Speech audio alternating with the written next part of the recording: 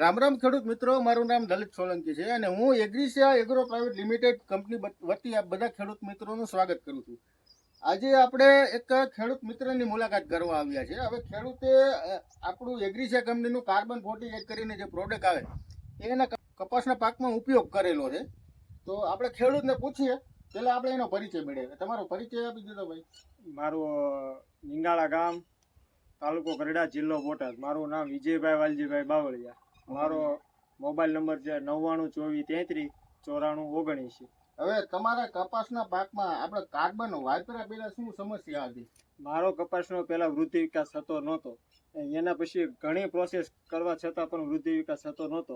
જેથી કરી નિંગાળા મંડળીની અંદર આ પ્રોડક્ટ મને આપી, આના હિસાબેથી સારો એવો વૃદ્ધિ વિકાસ થયો છે. બરોબર. તમે જ્યારે વૃદ્ધિ વિકાસ નહોતો થતો એ પહેલા તમે ઘણી એવી પ્રોડક્ટ જે વૃદ્ધિ અને વિકાસ કરવા માટે વપરાતી હોય એ બધી પ્રોડક્ટનો ઉપયોગ તમે ખાતર ને બધોનો ઉપયોગ કરી લીધો, પણ તમને જોઈએ એવું રિઝલ્ટ નથી મળ્યું. જોઈ એવું રિઝલ્ટ મળ્યું નહોતું મારે.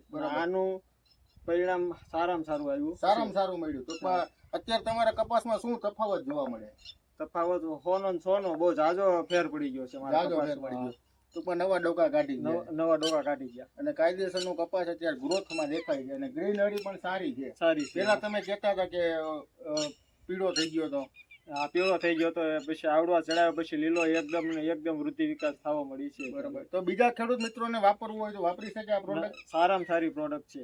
હું તમામ ખેડૂતને કહું છું કે સારામાં સારી પ્રોડક્ટ છે અને વાપરજો. બરોબર. તો ખેડૂત મિત્રો, તમે ખેડૂતના મુખ્યથી સાંભળ્યું તે રીતે કાર્બન 48 વિશે માહિતી જે આપણા ખેડૂત મિત્રે આપી. તો વિડીયો જોવા બદલ તમારો ખૂબ ખૂબ આભાર ખેડૂત મિત્રો. જય જવાન, જય કિસાન.